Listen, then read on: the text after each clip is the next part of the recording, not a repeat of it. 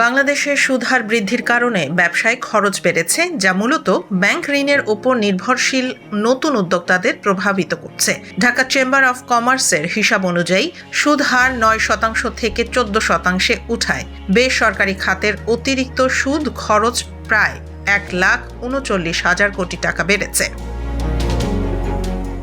অর্থনৈতিক তত্ত্ব অনুযায়ী সুদহার মূল্যস্ফীতির চেয়ে কিছুটা বেশি হওয়া উচিত। তবে বাংলাদেশে মূল্যস্ফীতির মূল কারণ সিন্ডিকেট, চাঁদাবাজি ও সরবরাহ সমস্যা। সুদহার নির্ধারণে সঞ্চয়, বিনিয়োগ চাহিদা, ঝুঁকি ও সময় বিবেচ্য। রাজনৈতিক অস্থিরতা ও খেলাপি ঋণের কারণে সুদহার বাড়ানো হয়েছে।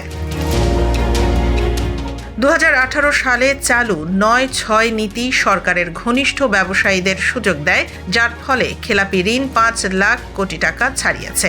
বর্তমান সরকারের সময় সুদহার বেড়ে 12.5% থেকে 15% হয়েছে, যা শেষ পর্যন্ত ভোক্তাদের ওপর চাপ ফেলে।